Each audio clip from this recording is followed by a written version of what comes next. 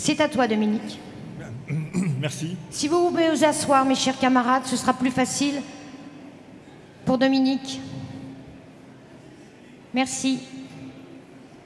Mes camarades, je vous apporte le salut fraternel du syndicat des ingénieurs des TPE de la section de l'Isère.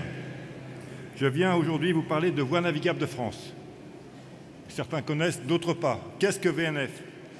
Le PAVNF est un pur produit de la RGPP qui s'est intéressé en 2008 au fonctionnement des voies navigables et en particulier au service navigation, service de l'État qui comprenait à l'époque 4500 fonctionnaires. À l'époque, dans les hautes sphères politiques, on parlait de démembrement de l'État, mais on parlait aussi et surtout d'une grande ambition pour la voie d'eau, pour le transport fluvial. Pardon, tu peux t'approcher du micro, s'il te plaît. D'accord. Merci. Pour le transport fluvial, que la réforme était censée favoriser et développer conformément aux orientations de la loi Grenelle. À l'époque, la réforme était censée donner les moyens à VNF pour développer le transport fluvial et le report modal. Le pire, mes camarades, le pire, c'est que la plupart des personnels y ont cru, y compris chez nous à FO. Ce n'est pas inutile de le rappeler, à l'heure où le gouvernement entend faire la même chose avec le réseau routier pour créer Routes de France. Et je pense que les personnels des DIR risquent de vivre la même chose que ce qu'on a vécu il y a 5 ou 6 ans à VNF. Dans le projet initial, l'opérateur VNF devait être un EPIC. Il a fallu des combats acharnés de la fédération FETSEFO pour parvenir à ce que, in fine, ce soit un EPA qui soit créé, ce qui a permis de garder les fonctionnaires, enfin que les fonctionnaires soient transférés à VNF en gardant leur statut de fonctionnaire. Après une première année marquée par une stabilisation des effectifs, les masques sont rapidement tombés et le nouvel établissement public a été rattrapé par la cure d'austérité imposée à l'ensemble de la fonction publique. C'est ainsi qu'avec l'élaboration du projet stratégique, il est apparu que l'État abandonnait toute ambition pour la voie d'eau et qu'il imposait à l'établissement rigueur avec baisse d'effectifs et de crédits. Aujourd'hui, avec Action publique 2022, c'est bien pire puisque non seulement les moyens financiers continuent de diminuer, mais surtout VNF va perdre 500 postes dans les 5 années à venir. Au total, entre 2013 et 2022, l'établissement aura perdu 900 postes, soit 20% de son effectif de départ. Et comme si cela ne suffisait pas, VNF, soucieux de jouer les bons élèves, développe intensément l'emploi précaire. Les CDD représentent désormais 10% de l'effectif total, anticipant ainsi les mesures gouvernementales sur la « fonction publique de contrat ». VNF travaille par ailleurs activement à la transformation de son modèle économique en recherchant auprès des usagers et des collectivités des recettes nouvelles dans le but de réduire le montant de la subvention de service public.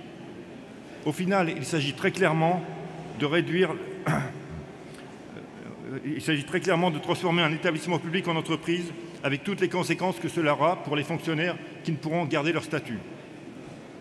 Face à cette entreprise de démolition, nous ne sommes pas restés inactifs et nous avons engagé des actions suivantes. Boycott généralisé des instances en 2014 pour lutter contre les baisses d'effectifs, avec pour résultat tangible une stabilisation en 2015. Combat avec l'appui de la fédération FETSEFO pour préserver les logements de service que les services de Bercy avaient projeté de supprimer. Les interventions réitérées auprès des ministres et la menace d'une grève illimitée ont permis de sauver l'essentiel du socle de logement. Grève à VNF en juin 2016 pour combattre la loi travail et porter des revendications spécifiques à VNF. Le personnel de VNF, composé principalement de fonctionnaires, a participé activement à cette action, conscient que si la loi El Khomri ne concernait que les salariés privés, les agents publics ne tarderaient pas à être impactés par cette démarche de destruction des droits sociaux. C'est donc tout naturellement qu'ils ont soutenu sans réserve les actions lancées par la fédération FETSEFO pour lutter contre les ordonnances réformant le Code du travail.